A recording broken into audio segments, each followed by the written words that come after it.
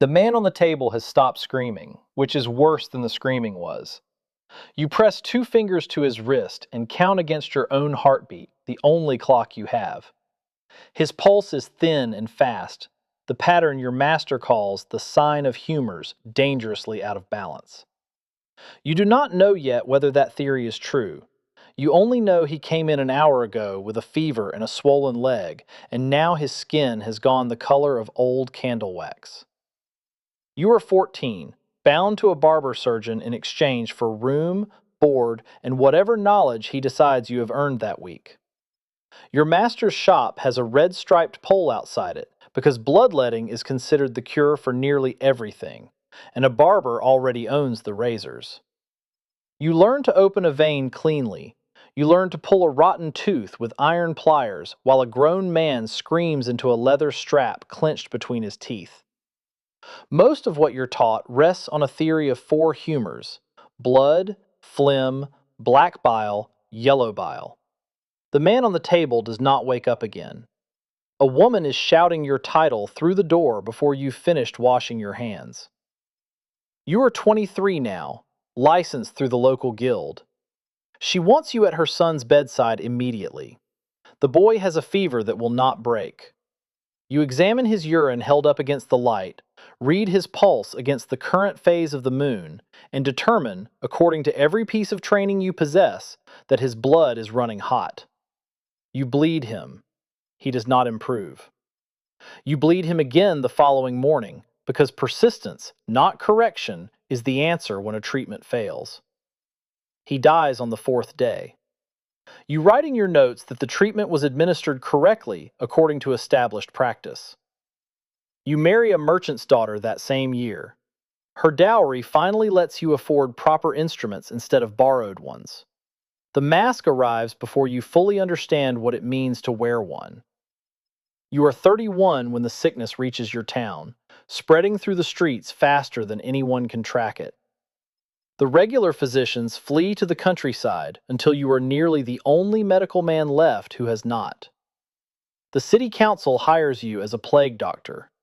You put on the mask, a long beak stuffed with dried herbs, believed to filter the poisoned air everyone assumes carries the disease. Thick leather robes, gloves, a wooden cane so you never have to touch a patient's skin directly. You walk into houses every neighbor has already stopped visiting. You lance buboes when the theory suggests it will help, though you've begun to suspect very little of what you do changes whether a patient lives or dies. Your role, more than anything, becomes the keeping of records. Who has died in which house? You survive 3 separate waves over 4 years. You do not know why you survive when 2 other physicians in your own guild do not. The saw is louder than you expected the first time you use it on a man instead of wood. You are 38, recruited by a passing lord's army because a physician who survived plague duty is considered unusually resistant to fear. You march with the army now, treating wounds through a siege that will last most of a season. Arrow wounds, crushed limbs, infected cuts that spread black up a man's arm within 2 days unless the arm comes off first. You perform amputations by the dozen with a handsaw and a leather strap and whatever wine is available.